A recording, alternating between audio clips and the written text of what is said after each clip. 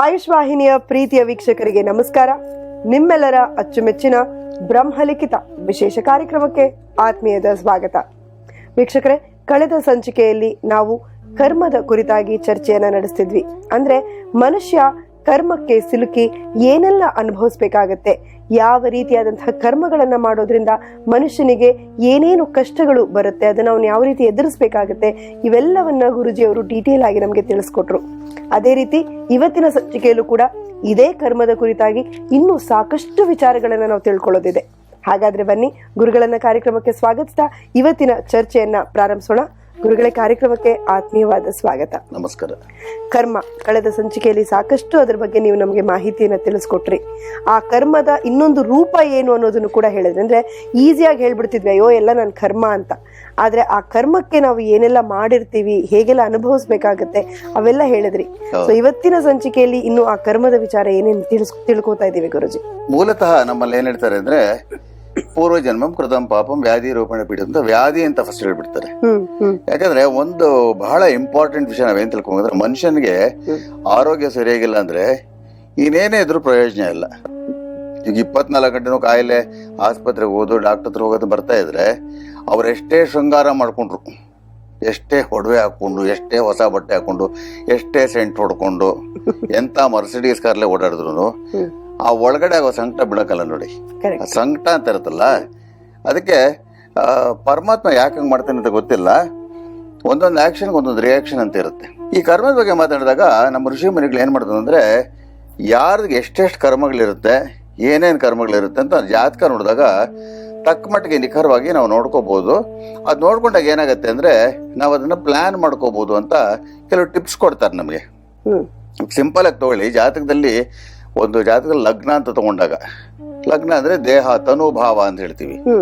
ಲಗ್ನದ್ದು ಮತ್ತೆ ಲಗ್ನಾಧಿಪತಿಯದು ಪೊಸಿಷನ್ ತಗೊಂಡಾಗ ಮನುಷ್ಯನಿಗೆ ಏನಾದ್ರು ಆರೋಗ್ಯದ ಸಮಸ್ಯೆ ಬರುತ್ತಾ? ಯಾಕಂದ್ರೆ ದೇಹ ಅಂತ ಹೇಳಿದಾಗ ಫಸ್ಟ್ ಬಾಡಿ ಅಫ್ಲಿಕ್ಷನ್ಸ್ ಅಂತ, ರೋಗ ಬರುತ್ತಾ, ಯಾವ ಟೈಮಲ್ಲಿ ಬರುತ್ತೆ ಅಂತ ದಶಾಭುಕ್ತಿಗಳು ಕೆಲವು ಮೆಥಡ್ಸ್ ಎಲ್ಲ ಕೊಟ್ರು. ಮತ್ತೆ ಇನ್ನೊಂದು ನಮ್ಮಲ್ಲಿ ಬಹಳ ಕಾಮನ್ ಆಗಿ ಹೇಳ್ತಾರೆ ನೋಡಿ, ಏಳರಾಟ ಶನಿ ಅಂತ, ಸಾಡೆ ಸಾತಿ ಅಂತ. ಈ ಶನಿಗೆ ನಾವು ಕರ್ಮಕಾರಕ ಅಂತ ಹೇಳ್ತೀವಿ. ಅಂದ್ರೆ ನಮ್ಮ ಹೋದ ಮತ್ತು ಕರ್ಮ ಫಲಗಳನ್ನ ಅವನು ಅದಕ್ಕೆ ಏನೇನು ಕೊಡ್ಬೇಕೋ ಅಷ್ಟು ಕೊಡ್ತಾನೆ ಅಂತ. ಒಂದು ಮಾತಲ್ಲಿ ಹೇಳ್ಬೇಕಾದ್ರೆ, ಕರ್ಮ ಅಂದ್ರೆ ವೃತ್ತಿ ಜೀವನ ಅಂತ ಆಗುತ್ತೆ, ಪ್ರೊಫೆಷನಲ್ ಲೈಫ್ ಅಂತ. ಬಿಸ್ನೆಸ್ ಆಗ್ಲಿ ಅಥವಾ ನೌಕರಿ ಆಗ್ಲಿ ಏನಾದ್ರಾಗ್ಲಿ, ಅದು ಕರ್ಮ ಜೀವನ ಅಂತ ಹೇಳ್ತೀವಿ. ಎರಡನೇ ಕರ್ಮ ಏನು ಅಂದ್ರೆ, ಹಿರಿಯರ ಕರ್ಮ ಮಾಡೋದು, ಪಿತೃಕರ್ಮ, ಮಾತೃಕರ್ಮ, ಭ್ರಾತೃಕರ್ಮ, ಪುತ್ರ ಕರ್ಮ ಏನಾದ್ರೂ ಆಗ್ಬೋದು. ಮೂರನೇದಾಗಿ ಕರ್ಮ ಅಂದ್ರೆ ಏನಾಗತ್ತೆ ಅಂದ್ರೆ ವ್ಯಾಧಿ, ಯಾವಾಗ ವ್ಯಾಧಿ ಬರುತ್ತೆ ಅಂತ. ಅದಕ್ಕೆ ಜ್ಯೋತಿಷದಲ್ಲಿ ಶನಿಗೆ ಪ್ರತ್ಯೇಕವಿರೋದೊಂದು ಇದು ಕೊಡ್ತಾರೆ ಸ್ಥಾನ ಅಂತ. ಇವಾಗ ಶನಿಗೆ ನಾವು ಕರ್ಮಕಾರಕ ಅಂದ್ರೆ ಗುರುಗೆ ಧರ್ಮಕಾರಕ ಅಂತ ಹೇಳ್ತೀವಿ. ಅದಕ್ಕೆ ನಾನು ಯಾವಾಗಲೂ ಪ್ರೋಗ್ರಾಮ್ಸ್ ಹೇಳ್ತೀನಿ, ಈ ಗುರುದು ಶನಿ ಪೊಸಿಷನ್ ಫಸ್ಟ್ ಸ್ಟಡಿ ಮಾಡಿದಾಗ ಕರ್ಮಕಾರಕ ಮತ್ತೆ ಧರ್ಮಕಾರಕ ಯಾವುದೇ ಜಾತಕದಲ್ಲಿ ಗುರು ಮತ್ತು ಶನಿ ಜೊತೆಯಲ್ಲಿದ್ರೆ ಅಥವಾ ಪರಸ್ಪರ ಒಬ್ಬರ ಮೇಲೆ ಒಬ್ಬರು ದೃಷ್ಟಿ ಆಗ್ತಾ ಇದ್ರೆ, ಸುಮಾರು ಕೇಸಸ್ ನೋಡಿದ್ದೀನಿ, ಅವ್ರ ಧರ್ಮಕ್ಕೂ ಕರ್ಮಕ್ಕೆ ಸಂಬಂಧಪಟ್ಟಿದ್ದು ವೃತ್ತಿ ಜೀವನದಲ್ಲೇ ಇರ್ತಾರೆ. ಆದ್ರೆ ಲಾಯರ್ಸು, ಜಡ್ಜಸ್, ಬಹಳ ಇದು ಎಮಿನೆಂಟ್ ಜಡ್ಜಸ್ ಇರ್ತಾರೆ ನೋಡಿ. 90% ಅವ್ರ ಜಾತಕದಲ್ಲಿ ಗುರು ಮತ್ತೆ ಶನಿ ಬಹಳ ಜೋರಾಗಿರ್ತಾರೆ. ಇನ್ ಲಾಯರ್ಸ್ ಆಗ್ಬೇಕು ಅಂದ್ರೆ ಗುರು ಶನಿ ಜೊತೆಲಿ ಬುಧನೂ ಇರ್ಬೇಕು. ಅಂದ್ರೆ ಬೇರೆ ರೀತಿಯಲ್ಲಿ ಒಂದು ಪರ್ಟಿಕ್ಯುಲರ್ ಪೊಸಿಷನ್ ಇರ್ಬೇಕಾಗುತ್ತೆ. ಯಾಕಂದ್ರೆ ಬುಧನ್ಗೆ ನಾವು ವಾಕ್ ಅಂತ ಹೇಳ್ತೀವಿ. ಲಾಯರ್ ಚೆನ್ನಾಗಿ ಮಾತಾಡಿದಿರ್ತಾನೆ, ಕರೆಕ್ಟ್. ವಾಕ್ ಅನ್ನೋದು ಬಹಳ ಮುಖ್ಯ ಅಂತ. ಈ ವಾಕ್ ಅಂತ ತಗೊಂಡಾಗ ಅದಕ್ಕೆ ಹೇಳೋದು, ಋಷಿ ಮುನಿಗಳು ತಗೊಳ್ಳಿ, ಅಥವಾ ನಿಜವಾದ ದೇವತಾ ಮನುಷ್ಯರು ತಗೊಳ್ಳಿ, ಅಥವಾ ರಂಗಭೂಮಿ ತಗೊಳ್ಳಿ, ಅಥವಾ ಯಾರು ಲೆಕ್ಚರರ್ಸ್ ತಗೊಳ್ಳಿ, ಅವ್ರ ವಾಕ್ ಇದ್ರೆ ತಾನೇ ಮಿಕ್ಕಿದ್ದು. ಮಾತುಗಳು ಸರಿಯಾಗಿ ಬರ್ಲಿಲ್ಲ ಅಂದ್ರೆ ಇದು ಯಾವುದೋ ಕ್ಷೇತ್ರದಲ್ಲಿ ಸಕ್ಸಸ್ ಬರೋದಿಲ್ಲ. ಅದಕ್ಕೆ ಬುಧಂದೊಂದು ಕೊಡುಗೆ ಅಂತ ಇರುತ್ತೆ. ಇವಾಗ ಕರ್ಮ ಅಂತ ತಗೊಂಡಾಗ ಇನ್ನೊಂದು ಬಹಳ ಇಂಪಾರ್ಟೆಂಟು, ನಾವು 12 ಮನೆ ತಗೊಳ್ತೀವಿ. 12ನೇ ಮನೆ ತಗೊಂಡಾಗ ಈ ಜನ್ಮ ಆದ್ಮೇಲೆ ನೆಕ್ಸ್ಟ್ ಜನ್ಮ ಏನಾಗಿ ಹುಟ್ಟಿದೀವಿ ಅಂತ ಒಂದು ಸೂಚನೆ ಕೊಡುತ್ತೆ. ಅದಕ್ಕೆ ಜಾತಕ ನೋಡಿದಾಗ ಬಹಳ ಡೀಟೇಲ್ಡ್ ಆಗಿ ನಾವು ಸ್ಟಡಿ ಮಾಡ್ಬೇಕಾಗತ್ತೆ. ಕೆಲವರು ಬಂದು ಕೇಳ್ತಾರೆ, ಗುರುಗಳೇ ಮೋಕ್ಷ ಸಿಗತ್ತಾ ನನಗೆ ಅಂತ. ಆ ಮೋಕ್ಷ ಸಿಗತ್ತಲ್ವೋ ಅದೂ ಜಾತಕದಲ್ಲಿರುತ್ತೆ. ಸಿಂಪಲ್ ಎಕ್ಸಾಂಪಲ್ ಹೇಳ್ಬೇಕು ಅಂದ್ರೆ, ಯಾವುದೇ ಲಗ್ನದಲ್ಲಿ ಹುಟ್ಟಿದ್ರು, ಎಷ್ಟೇ ಬೇರೆ ಗ್ರಹಗಳು ಎಲ್ಲೇ ಇರಲಿ, ಸಾಧಾರಣವಾಗಿ 12ನೇ ಮನೆಯಲ್ಲಿ ಗುರು ಅಥವಾ ಕೇತು ಜೊತೆಯಲ್ಲಿದ್ರೆ, ಗುರುಗೆ ನಾವು ಇದು ಜ್ಞಾನಕಾರಕ ಅಂತೀವಿ, ಕೇತುಗೆ ಮೋಕ್ಷಕಾರಕ ಅಂತೀವಿ. 12ನೇ ಮನೆಗೆ ಬಂದು ಮೋಕ್ಷ ಸ್ಥಾನ ಅಂತಾನು ಹೇಳ್ತೀವಿ. ಓಕೆ, ಸೊ ವ್ಯಯಸ್ಥಾನ ಮೋಕ್ಷ ಸ್ಥಾನ ಅಂತ. 12ನೇ ಮನೇಲಿ ಯಾರ ಜಾತಕದಲ್ಲಿ ಗುರು ಮತ್ತು ಕೇತು ಇರ್ತಾನೆ ಅಂದ್ರೆ ವಿತ್ ಇನ್ ಅಬೌಟ್ 7 ಡಿಗ್ರೀಸ್ ಅಲ್ಲಿ ಡಿಸ್ಟೆನ್ಸ್ ಅಲ್ಲಿ ಅವ್ರಿಗೆ ಮೋಕ್ಷ ಪ್ರಾಪ್ತಿ ಆಗತ್ತೆ ಅಂತ ತೋರಿಸುತ್ತದೆ. ಈ ಜನರಲ್ಲಿ ಏನಾದ್ರೂ ಮಾಡ್ಕೊಂಡಿರ್ಲಿ ಅವ್ರಿಗೊಂದು ಮೋಕ್ಷ ಪ್ರಾಪ್ತಿ ಅಂದ್ರೆ ತಿರುಗಿ ಪುನರ್ಜನ್ಮ ಇಲ್ಲ ಅಂತ. ಯಾವಾಗಿಲ್ಲ? ಕಲಿಯುಗದಲ್ಲಿ. ಮುಂದಿನ ಯುಗ ಶುರು ಆದ್ರೆ ಆಗ್ಬೋದೇನೋ ಗೊತ್ತಿಲ್ಲ, ಅಲ್ಲಿವರೆಗೂ ಇರೋದಿಲ್ಲ ಅಂತ. ಮೋಕ್ಷ ಅಂದ್ರೆ ಏನು ಅಂತ ಯಾರಿಗೂ ಗೊತ್ತಿಲ್ಲ. ಸುಮ್ನೆ ಪರಮಾತ್ಮನ ಪಕ್ಕದಲ್ಲಿ ಕೂತಿರೋದು ಅಂತ ಅನ್ಕೊಳ್ತಾರೆ. ಸ್ವರ್ಗಕ್ಕೆ ಹೋಗೋದು ಮೋಕ್ಷ. ಅದು ಮೋಕ್ಷ ಅಲ್ಲ. ಮೋಕ್ಷ ಅಂದ್ರೆ ಇಮ್ಯಾನ್ಸಿಪೇಷನ್ ಅಂತ ಹೇಳ್ತೀವಿ, ಅಂದ್ರೆ ರಿಲೀಫ್ ಅಂತ. ಇವಾಗ ನಾವು ದೇಹ ಇಟ್ಕೊಂಡು ಭೂಮಿಲಿ ಹುಟ್ಟಿದ್ರೆ ಇದಕ್ಕೆ ಏನೇನೋ ಕಾಯಿಲೆ ಬರ್ಬೋದು, ನೋವುಗಳು ಉಂಟಾಗ್ಬೋದು, ಹಿಂಸೆ ಆಗ್ಬೋದು, ಆಕ್ಸಿಡೆಂಟ್ ಆಗ್ಬೋದು, ಏನಾದ್ರೂ ಆಗ್ಬೋದು. ನಿಮ್ಗೆ ದೇಹನೇ ಇಲ್ದಿದ್ರೆ ಆತ್ಮಕ್ಕೆ ಅದೆಲ್ಲ ಆಗಲ್ಲ. ಅಂದ್ರೆ ಎಲಿವೇಟೆಡ್ ಸ್ಟೇಟ್ ಅಂತ ಹೇಳ್ತೀವಿ. ಮತ್ತೆ ಆತ್ಮಕ್ಕೆ ಒಂದು ರೂಪ ಇರಲ್ಲ. ಬಟ್ ಬಹಳ ಜನಕ್ಕೆ ಏನು ಗೊತ್ತಿಲ್ಲ ಅಂದ್ರೆ ನಾವಾಗ ನಮ್ಮ ಒಂದು ದೇಹ ಇರುತ್ತೆ ನೋಡಿ, ಆತ್ಮಕ್ಕೆ ಅದೇ ಆಕಾರ ಇರುತ್ತಂತೆ. ಇವಾಗ ಅದ್ರಲ್ಲಿ ಅದೊಂದು ಜ್ಯೋತಿ ಅವೆಲ್ಲ ಅಲ್ಲ, ಇಲ್ಲ, ಅದೇ ಆಕಾರ ಇರುತ್ತೆ ಅಂತ ನಾನು ಬಹಳ ಹಿಂದೆ ಒಂದು US ಹಾಸ್ಪಿಟಲ್ ಒಂದು ಎಕ್ಸಾಂಪಲ್ ಕೊಟ್ಟಿದ್ದೆ.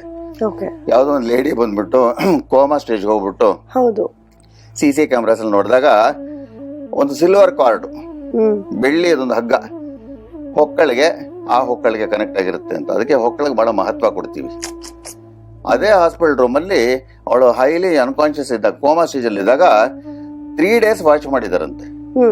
ಅಲ್ಲೇ ಅದು ಸುತ್ತಾ ಇತ್ತಂತದ್ದು ಅದೇ ರೂಪದಲ್ಲಿ. ಬಟ್ ಇದು ವಸ್ತ್ರ ಕಾಣಿಸ್ತಾ ಇರ್ಲಿಲ್ಲ, ಮುಖಭಾಗ ಮಾತ್ರ ಕಾಣಿಸ್ತಾ ಇತ್ತು ಅಂತ. ಅಂದ್ರೆ ಚೆಹರೆ ಕೂಡ ಹಾಗೆ ಇರುತ್ತೆ, ಬಹಳ ಸ್ಪಷ್ಟವಾಗಿ ಚೆಹರೆ ಆಗಿರುತ್ತೆ. ಅದಕ್ಕೆ ನಾವು ಸೂಕ್ಷ್ಮ ಶರೀರ ಅಂತ ಹೇಳ್ತೀವಿ. ಅದಕ್ಕೆ ಯಾವಾಗಲೂ ಕರ್ಮಕ್ಕೆ ಸಂಬಂಧಪಟ್ಟಂತೆ ನಾವು ಬರೀ ಒಂದು ಪದ ಮನಸ್ಸಲ್ಲಿ ಇಟ್ಕೊಂಡ್ರೆ ಸಾಲದು.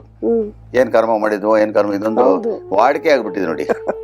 ಸೊ ಆ ಕರ್ಮದ ಬಗ್ಗೆ ನಾವು ಮಾತಾಡ್ತಾ ಇದ್ದಾಗ ನಾವು ಜೀವನದಲ್ಲಿ ಬಹಳ ಸುಖವಾಗಿರ್ಬೇಕು ಅಂದ್ರೆ ಎಷ್ಟು ತಿಳ್ಕೊಂಡ್ರು ಸಾಲದು ಅಂತ. ಖಂಡಿತ.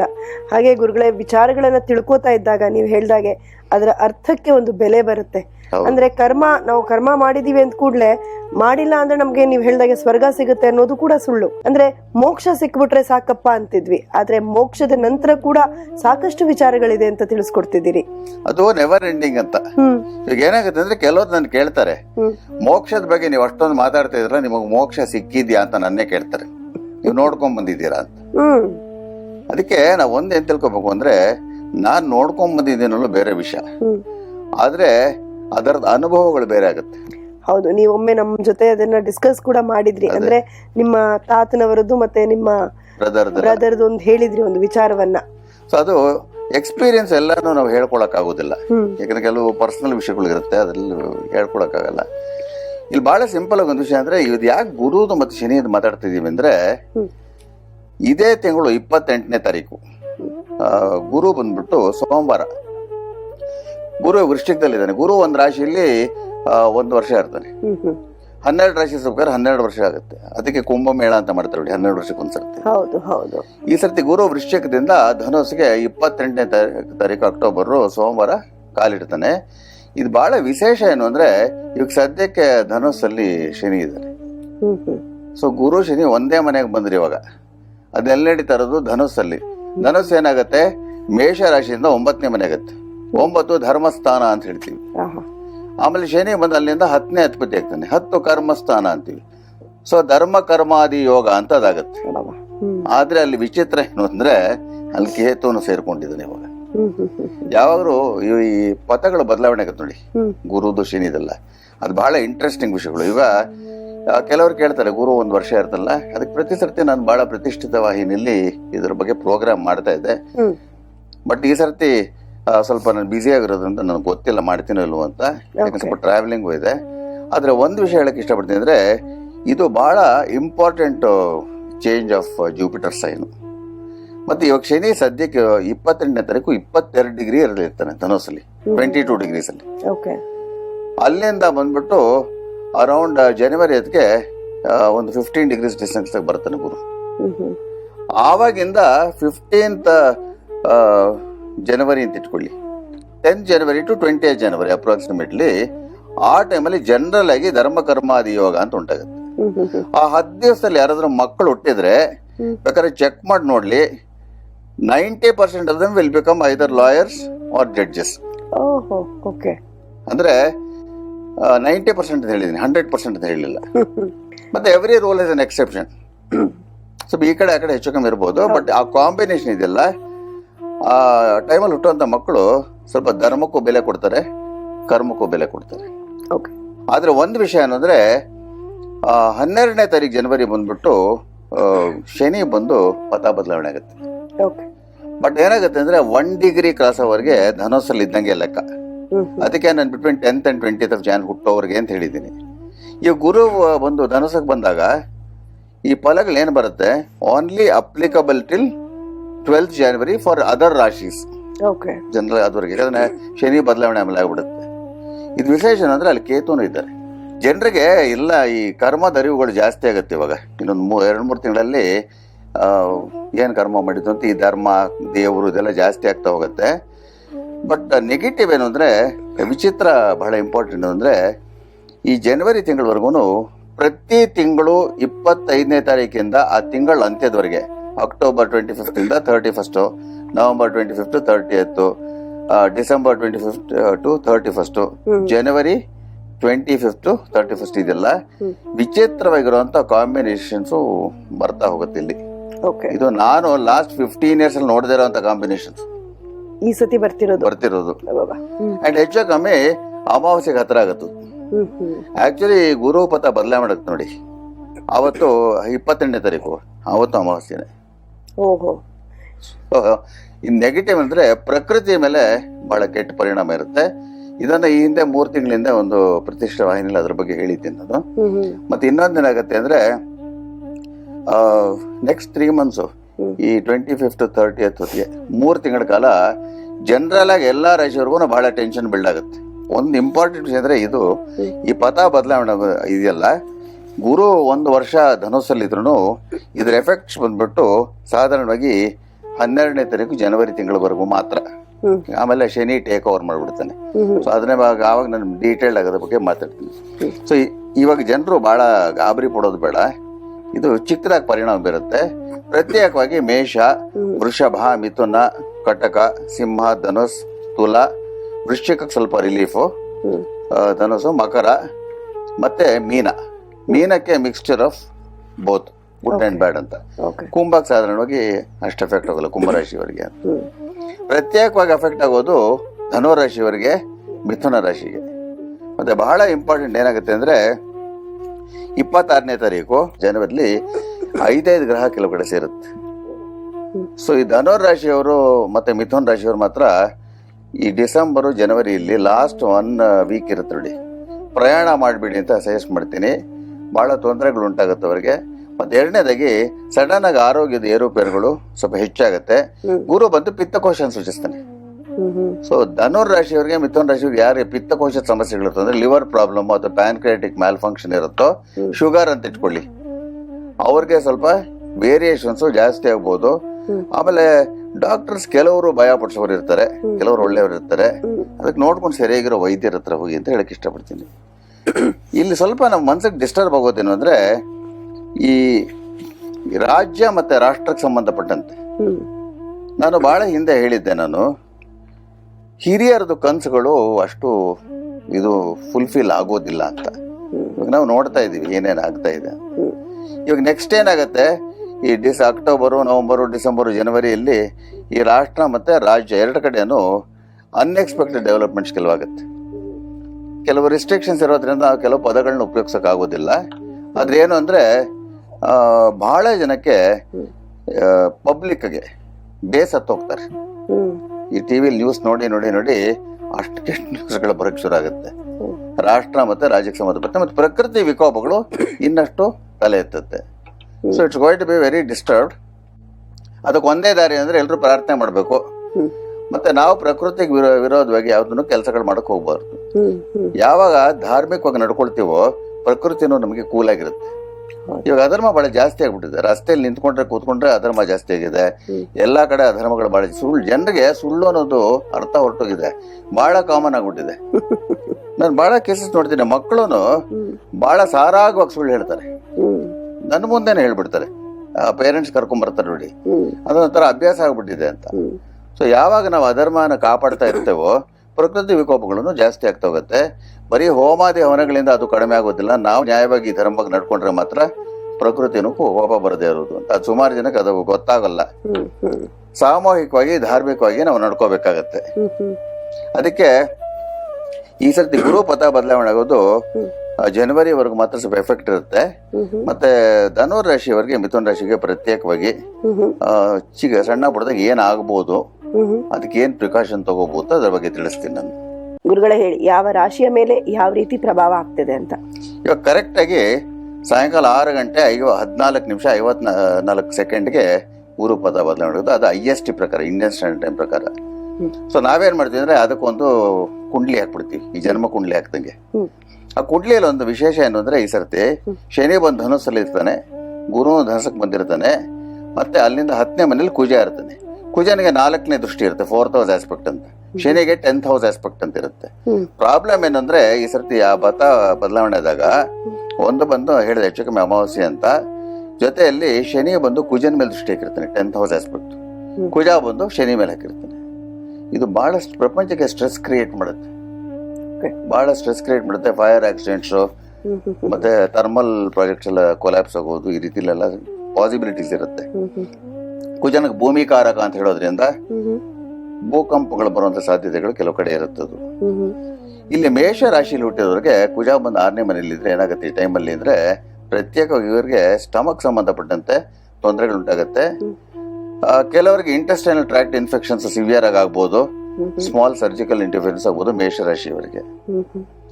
ಅವ್ರ ಜನರಲ್ ಆಗಿ ಏನ್ ಮಾಡ್ಬೇಕು ಅಂದ್ರೆ, ಅವ್ರಿಗೆ ಚಿಕ್ಕದಾಗಿ ಪರಿಹಾರ ಹೇಳ್ಬೇಕು ಅಂದ್ರೆ, ಕುಜನಿಗೆ ಅಧಿಪತಿ ಬಂದು ಸುಬ್ರಹ್ಮಣ್ಯ ಆಗ್ತಾನೆ. ಸಿಂಪ್ಲೆಸ್ಟ್ ರೆಮಿಡಿ ಏನು ಅಂದ್ರೆ, ಸುಬ್ರಹ್ಮಣ್ಯದ ಒಂದು ಮಂತ್ರ ಬರುತ್ತೆ, ಓಂ ಶರವಣ ಭವಾಯ ನಮಃ ಅಂತ. ಅದನ್ನ ದಿನಾಲು ಅಟ್ಲೀಸ್ಟ್ ಒಂದು 200 ಟೈಮ್ಸ್ ಉತ್ತರಾಭಿಮುಖ ಮಾಡ್ತಾರೆ. ಆ ಮಂತ್ರದ ವೈಬ್ರೇಷನ್ಸ್ ಇಂದ ಇರೋದ್ರಲ್ಲಿ ಸ್ವಲ್ಪ ಕಂಟ್ರೋಲ್ ಆಗಿ ಬರುತ್ತೆ. ತಾತ್ಕಾಲಿಕವಾಗಿ ಚಿನ್ನದ ಉಂಗುರದಲ್ಲಿ ಅನುಕೂಲ ಇದ್ರೆ ಕೆಂಪು ಕಲರ್ದು ಹವಳ ಅವರು ಉಂಗುರದ ಬೆರಳಿಗೆ ಅದನ್ನ ಧರಿಸ್ಕೋಬಹುದು. ಮತ್ತೆ ಬಲಗೈಲಾದ್ರೂ ಧರಿಸ್ಕೋಬಹುದು, ಎಡಗೈಲಾದ್ರೂ ಧರಿಸ್ಕೋಬಹುದು. ಇದು ಮೇಷರಾಶಿ ಸ್ವಲ್ಪ ಕೇರ್ ತಗೋಬೇಕು ಈ ರೀತಿಯಲ್ಲಿ. ನೆಕ್ಸ್ಟ್ ಬಂದು ಆವಾಗ ಹೇಳಿದ್ರೆ ಧನುರಾಶಿ ಮೇನು. ನಮಗೆ ಧನುರಾಶಿಯವರಿಗೆ ತಲೆ ಮೇಲೆ 500 kg ತಂಗ್ ಲೆಕ್ಕ ಈ ಸರ್ತಿ ಭಾರ ಜಾಸ್ತಿ ಇರುತ್ತೆ. ಅದಕ್ಕೆ ಅವ್ರ ಏನಂದ್ರೆ ಏನೋ ಕಮಿಟ್ಮೆಂಟ್ಸ್ ಮಾಡ್ಕೋಬಾರ್ದು ಯಾರಿಗೂನು. ಇದು ನಾವು ಫೈನಾನ್ಷಿಯಲ್ ಕಮಿಟ್ಮೆಂಟ್ ಆಗ್ಲಿ, ಮತ್ತೊಂದಾಗ್ಲಿ, ಮೇಜರ್ ಡಿಸಿಷನ್ ಮೇಕಿಂಗ್ ಆಗ್ಲಿ, ಅಥವಾ ಯಾರಾದ್ರೂ ಕೆಲಸ ಬಿಡೋಂಗಿದ್ರೆ ನಾವು ಕೆಲಸ ಬಿಟ್ಟು ಬಿಸ್ನೆಸ್ ಮಾಡ್ತೀವಿ ಅಂತ ಅನ್ಕೊಳ್ಳೋದಾಗ್ಲಿ, major decision making almost 3.5-4 months ಮುಂದೂಡಬೇಕಾಗತ್ತೆ.